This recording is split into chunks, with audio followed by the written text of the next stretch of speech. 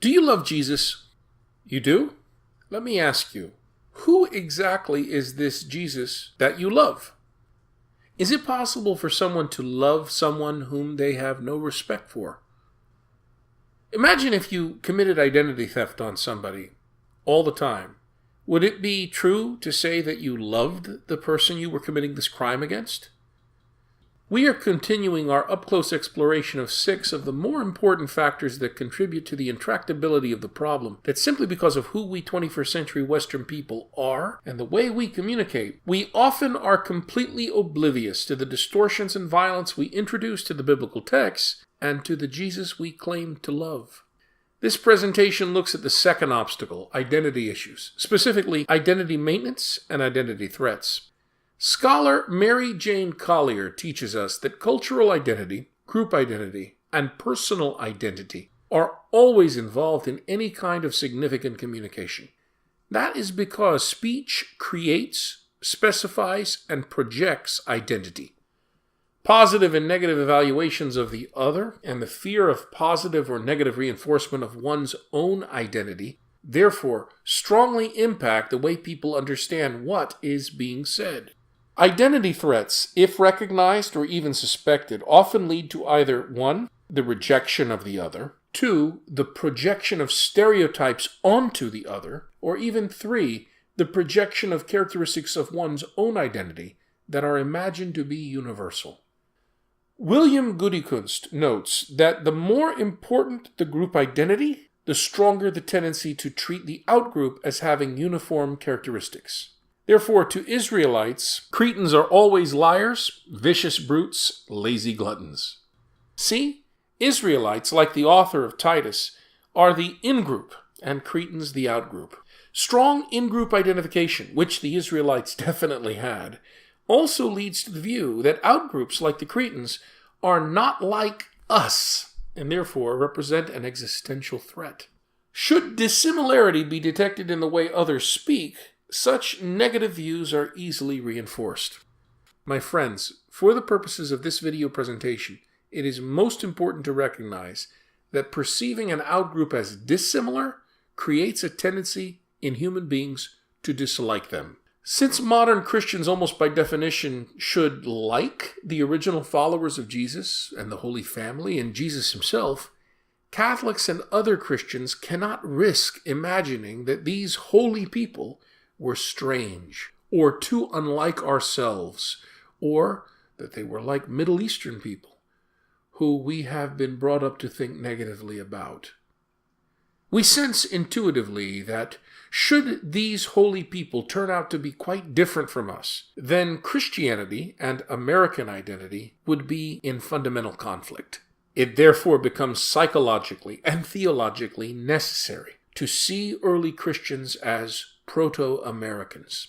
Illuminated by this, it is not difficult at all to see that the incentive in American churches, including the Catholic Church in the United States, to view Christian faith as a baptism of American cultural values is incredibly powerful. American Christians simply cannot risk a Christianity that would threaten to disconfirm American identity and create a dislike for the actual people who follow Jesus. And this helps explain the various Jesuses of Jerry Falwell and Donald Trump and Father James Martin and Stephen Colbert. Put simply, we project ourselves onto New Testament characters, including Jesus, in order to find them compatible. We feel affirmed and acceptable to God if the followers of Jesus and the Holy Family, and Jesus himself, were like us. The late great biblical scholar John J. Pilch once said that if you, a Western 21st century person, think you can understand Jesus, but have difficulty understanding Yasser Arafat, Muammar Gaddafi, Saddam Hussein, and Osama bin Laden, he would be quite surprised. All of these men come from the same part of the world where culture has not significantly changed in over 4,000 years. The cultural values are the same. So, do you really understand Jesus and his project?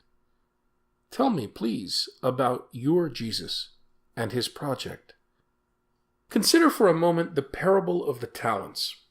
In 20 years, I have never been to a homily on it, or heard a sermon or a talk about it that did not have capitalistic overtones.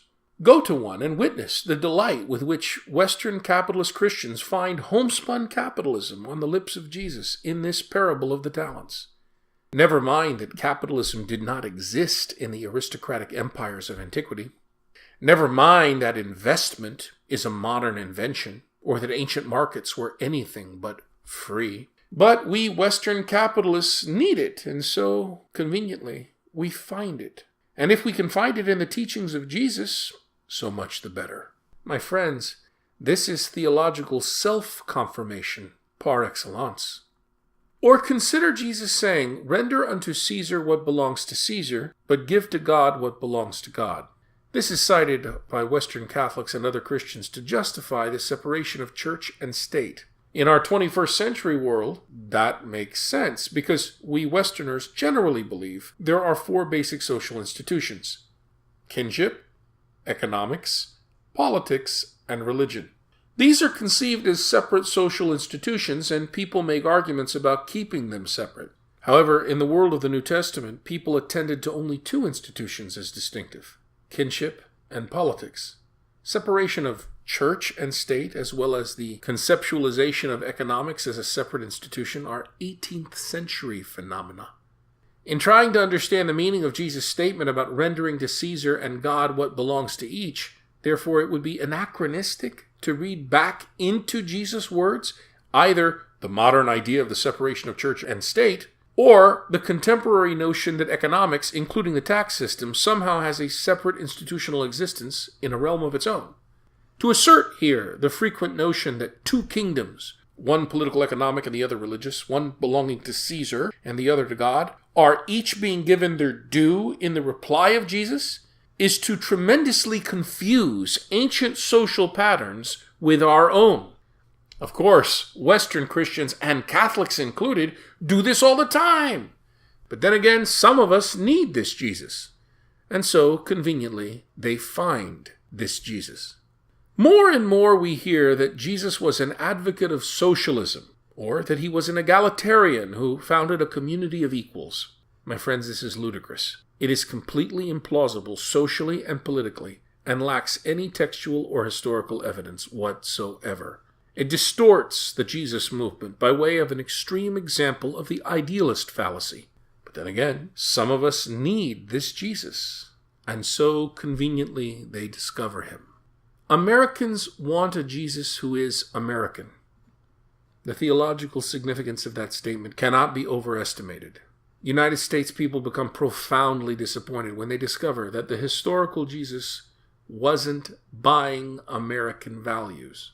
The same thing can be said of a Christian from the Ivory Coast. A Christian from the Ivory Coast wants, needs, demands that Jesus be buying into Ivory Coast values. Or a Christian from an Asian country demands an Asian Jesus. A Colombian requires a Colombian Jesus. We need a Jesus who is like us, not unlike the way a crack addict needs his drug.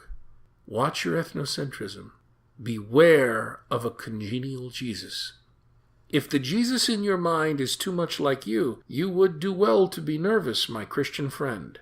Paul was right when he said, "We do see in a mirror, dimly." If your Jesus looks too much like you, you ought to rethink Jesus and yourself. Our tendency to recreate Jesus in our image and likeness may be something we cannot get past. But we should not dismiss this. We should not be unaware of this. Read The American Jesus by Stephen Prothero. The author traces the view of Jesus that was dominant all the way through United States history. The result: the historical, political, social, and cultural issues of the day and the prevailing theological view of Jesus go in exact parallel. Meaning, the American Jesus is a cultural product.